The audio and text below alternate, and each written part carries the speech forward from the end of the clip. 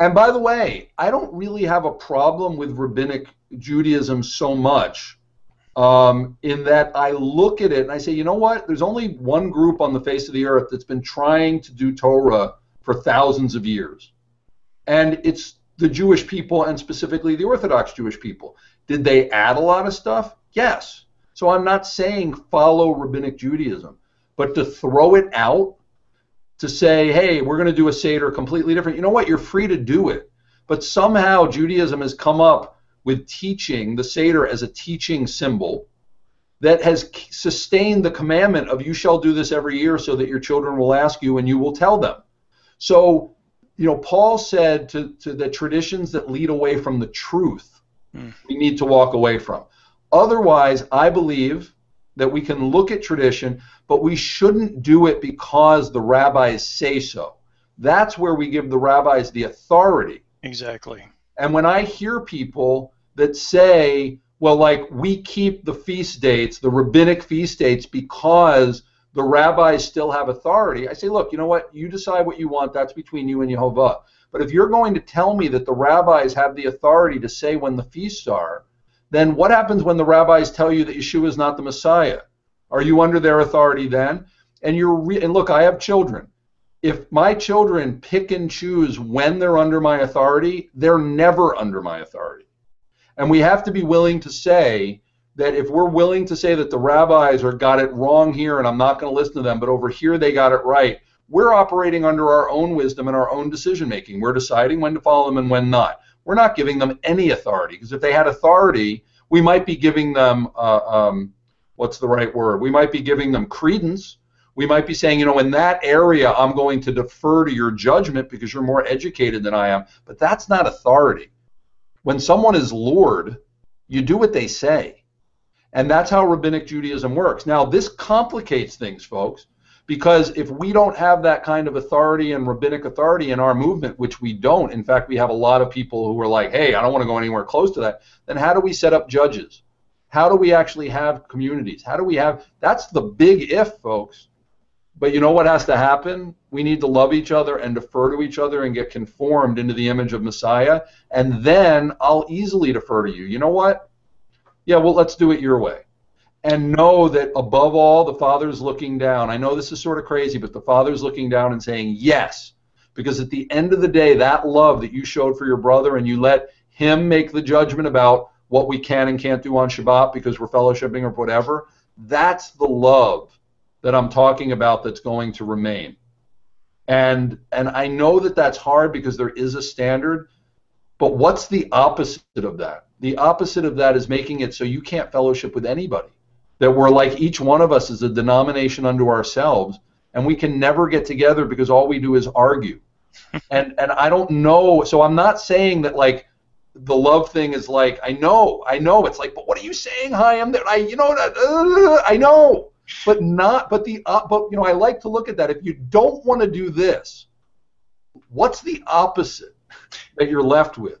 And if the opposite is so clearly not Torah, and you can't see any other options, then go with that thing.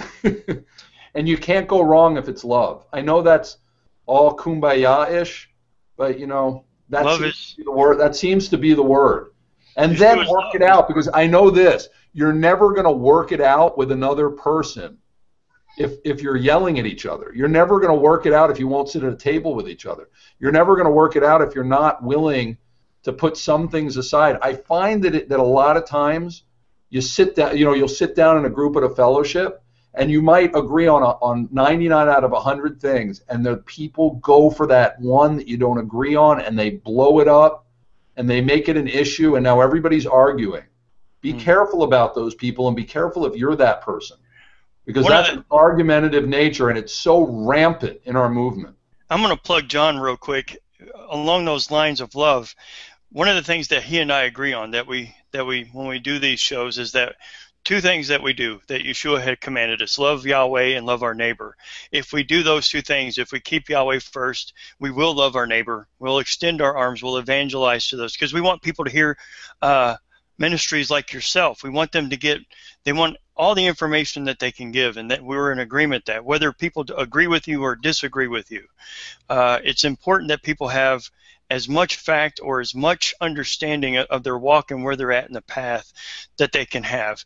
And having you on the show and talking about your ministry, that you're going to be going town to town, that you're going to be talking about health, you're going to be talking about where they're at in the path, and that it's about love, loving your neighbor, loving Yahweh. It's a great message, I think. What do you think, John? I think it's awesome, and I'm gonna have to wrap this up here because I just had like 5 people walk in the house. But what I want to say is this: I really enjoyed what you had to say, because you're right. There's so much disunity in the Hebrew roots and the Messianic congregations that it's almost sickening sometimes. Because no, it is sickening. It is, and there should be a unity among brothers. Nobody has it right. You're right. A month from now, I'll have a new idea about this or about that. I mean, I just noticed over the weekend we had a conference, and several of my views changed over the week. Praise God. You know, it's very important that as brothers we do have unity, and we try to work it out together. Like, what are we supposed to do here? We all love God, but to hear people arguing over Yeshua, Yehoshua, Yahweh, Yahweh, Yehovah, whatever, it's just so annoying. It gets so old, and it turns people away for good. But I just want to say thank you, Chaim, for coming on the show. And I know John and me both love to have you again, so we'll set that up. I was geeking out. I was geeking out when I knew I was going to get to talk to him. I was geeking out. Thank you. It's an honor. And everybody who's teaching, please spread the word. Send people over to repairingthebreach.global. This is a movement, folks. This isn't us. We're all called to be repairers of the breach. It's just, we're forerunners. That's what we've been given. But this isn't for the Goldmans to do. This is for everyone who's in Messiah to repair this breach and to be called a repairer of the breach and restorer streets to dwell in. And then you want to talk about a benefit? It says that you will call out to the Father and he will say, "Here I am." Not you saying, "Here I am," when he calls you. You'll call out and he'll say, "Here I am." That's how close we'll get. Read Isaiah 58. Everybody, read Isaiah 58 step by step and think about what is the Father calling you to walk in. Pick a section, a word of that verse, and start walking in it, and you'll see that this is the path of sanctification that was given in Isaiah, and with Yeshua, given again with Yeshua, and we're fulfilling it in our day. Holiness in all things. Amen. Thank you so much, Chaim. And I just want to thank you all for listening. Make sure to go to Chaim's website. Check out, if you have a congregation in your town, invite them to your town. You can't go wrong with doing that. It's always great to have. Well, we put on a really dynamic presentations. And my wife, by the way, my wife, Dr. Kim, she teaches on health. She's the doctor. She's awesome. She shines teaching biblical health. She takes, I do some stuff, but we're a team. Well, speaking of, we've got to have you back on the show to talk about that, because it's just fascinating, the past that you're doing. Let's do a whole show just on biblical health, and Kim will be on it. Excellent. Dr. Kim. And in ritual of our at the end of our shows, we like to do a high five. So everybody, high five. Psh. All right. Thank you guys. Until next time. This is Now You See TV.